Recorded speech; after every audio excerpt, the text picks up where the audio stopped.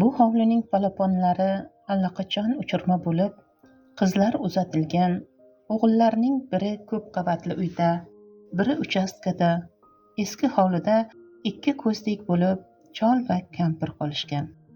Lekin mahallada cholning kimsan, falonchi boy bo'lib nomi chiqqan. Boshiga ish tushgan odam borki, yugurib otaning huzuriga keladi va qarz ko'tarib ketadi. Buning uchun otaxon alohida oldi-berdi qarz daftari ham tutgan. Va'dasida turganlarni ota yaxshi ko'rib alqab qo'yadi. 5 qo'l barobar emas. Ba'zilar qarz olib, va'dasida turmay sudrab yuradi. Albatta, otaning peshonasi tirishadi. O'g'il qizlari tez-tez kelib turishadi. Ota ko'pincha ishlik odamdek uyda bo'lmaydi. Bu paytlarda qarzdorlardan qarzini undirgani ketgan bo'ladi. Farzandlar jig'ibiyron bo'lishadi. Shu ishni tashlasalarchi, hamma qatori yashasalarchi. Bu kasallik.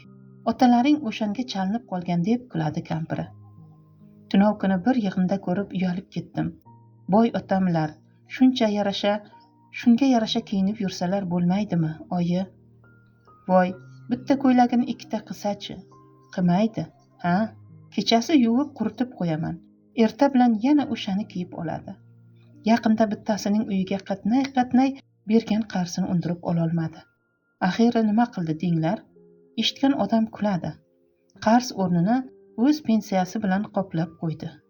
Tavba, aytyapman-ku, otalaring kasal deb. Ha, unda otamiz rostdan ham savdoyi bo'lib qoptilar, oyi. Bahor kunlarining birida savdoyi ota olamdan o'tdi. Ha, bir kun ham termulib yotmadi. Ajal seldek kelib, yeldek oldi ketdi. Voh, butun mahalla oyoqqa turdi. Kim avtobusga, kim g'assolga, kim go'rkovga chopgan. Hamma tobutga yetishsam, bir qadam bo'lsa ham ko'tarsam deydi. Ta'ziya o'tib, qarzdorlar qarzini olib kela boshlaganlarida daftar ochildi-yu, katta bir sir ham ochilib qoldi. Boy otani boy qilgan rahmatli akalari Mahmud aka ekanlar. U kishi dunyodan toq o'tgan.